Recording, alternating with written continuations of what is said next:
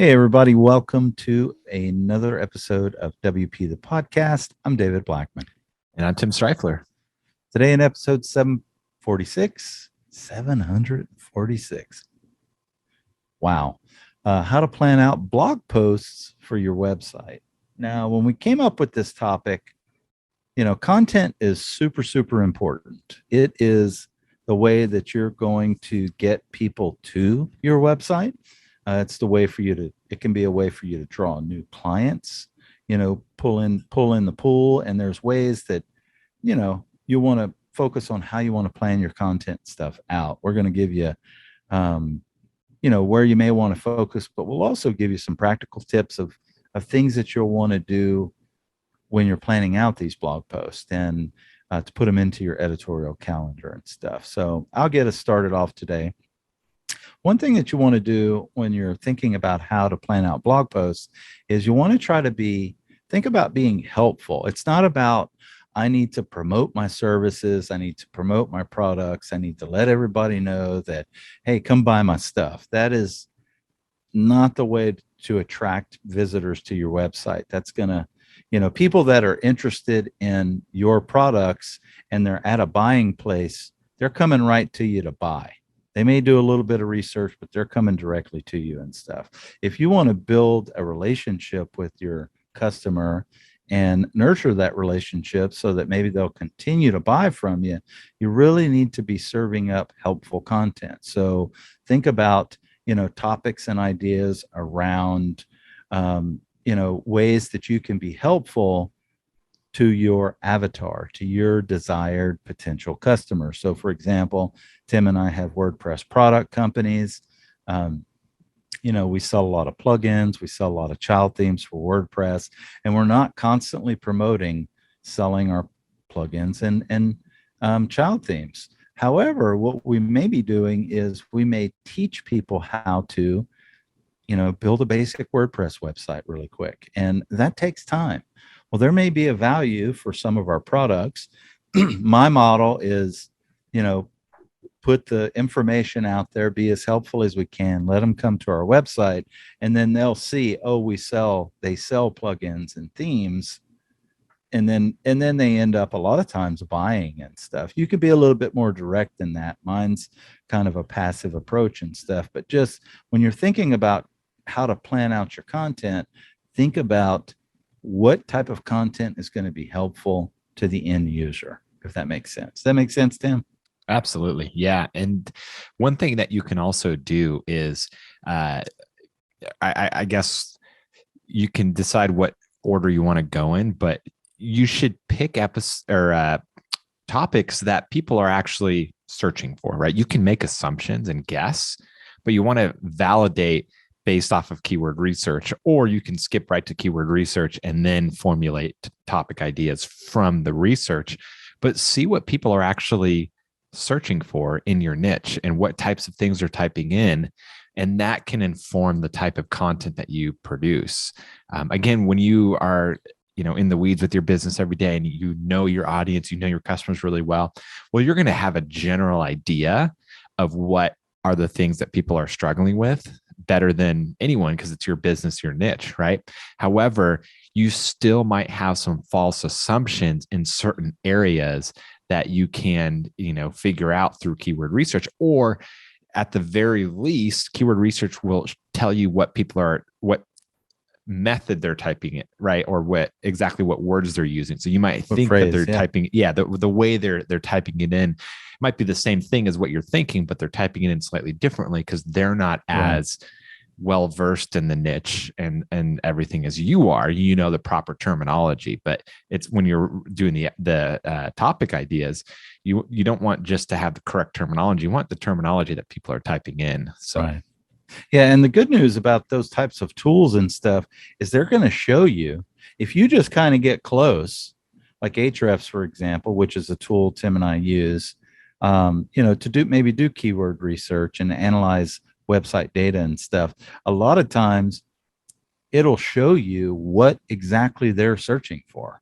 So even if you don't hit it perfectly, it might give you a list of 10 things that they're searching for. And I'll give you this little tip for me personally. when I'm looking at keyword research and stuff, anything over 500 searches a month is good, because you don't need 500 people to buy your stuff to be successful. Most businesses don't need, unless you're selling something for a A nickel dollar. or, Yeah. or a dollar, you know, you don't really need to get all 500 people. So my thought process has always been anything 500 and over is valuable for me to go after, to produce content for, because, let's just say I get 10% of those people, well, that's 50 people, 50 new customers. Who wouldn't take 50 new customers? Let's just say it's 5%. Who wouldn't take 25 customers? You know what I mean? So if you think about it in that way, it's going to give you a whole new perspective. And guess what? The competition is not going to be as high for those lower search for key phrases, as opposed to, oh, I want to go for the one that's getting 100,000 searches a month. Well, guess what? Everybody and their grandma is going after those, and the competition's a lot stiffer. So I like sitting in that, that range where it's easier to go after and target and stuff, and those key phrases, as opposed to maybe the best key phrase for your business. So have that in your mindset when you're planning your content calendar out. Yeah. And another tip for how to plan blog posts out for your website is to do things in bulk, right? You don't want to just sit down and be like, I need to write a blog post and then do all these things that we talked about, right? What you want to do is you want to have a spreadsheet or some sort of tool, Evernote, something where you keep all of your ideas, right? All of your content ideas. And then you basically, once you figure out that, yes, this is what I want to write about, then you plan it out on a content calendar. And tomorrow's episode, we're going to talk about what tools that you can actually use for a content calendar. But yeah, you want to basically have a list of ideas, spend an hour, 2 hours, coming up with a bunch of ideas, doing keyword research, figuring out what you want to write about, and then you have a whole list ready to go. So when you want to start writing, you can start the process right away. You don't have to figure out, what do I need to write about? You already have an idea ready to go. And plus, once you get in the rhythm of doing that, it might take you, a couple minutes, to get one idea. And then the ideas just start flowing. All of a sudden, you have a list of 10, 15, 20, 30 different article ideas that you could write on your blog. And you have a whole, month, 2 month, 3 months planned out for just a couple hours of work.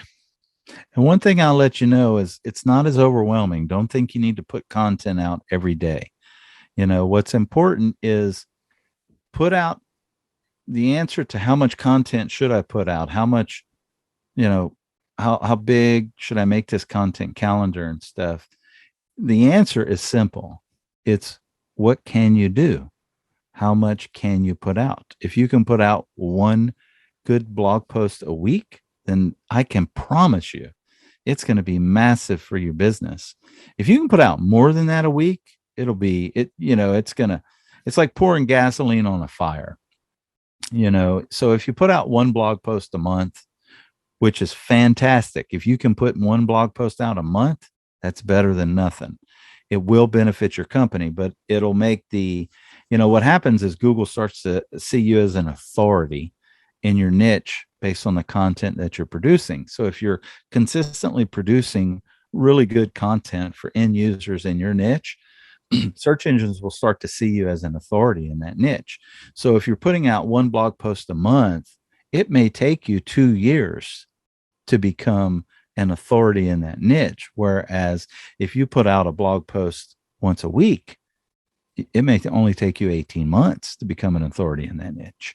So if you think about that, there's some incentive right there alone, because you want to be established as an authority in a niche. So anytime you produce content, search engines shoot you to the top of the search results, because they know that the content that you're putting out is going to be good. It's going to be helpful. It's going to be educational. It's going to benefit the end user and stuff. So there's so many reasons why you want to do blog content and how to do it. It's not as overwhelming.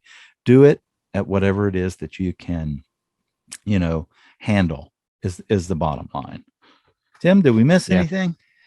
No, I guess the last thing I would say is for planning out blog posts, when you actually get to the point where you're planning out a individual blog post, don't just start writing. You'll save yourself a lot of time if you plan out what you want to say before you actually start writing it. So Right. then you have an idea of where you're going. So for example, what I like to do, and this isn't the only way to do it, I like to plan it out with an outline of what I want to cover, the most important points. And the reason why I like an outline is that also helps me with hierarchy so that I can use my H1s, H2s, and all of that, which is really good for SEO. You don't have to do outline. You can do bullet points, you can do lists, whatever. But it helps to have some sort of a high level plan of what you're going to write before you start writing. And then it'll make it go so much smoother and easier because you already know what you're going to be writing about next when you're writing a paragraph. And that can be really helpful to make everything flow together nicely. Absolutely. All right. Well, if we didn't give you enough incentive to plan out a blog post for your website, then skip tomorrow's topic.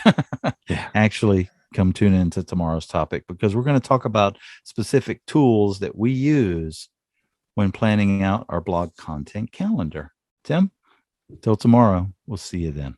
Take care. Bye-bye.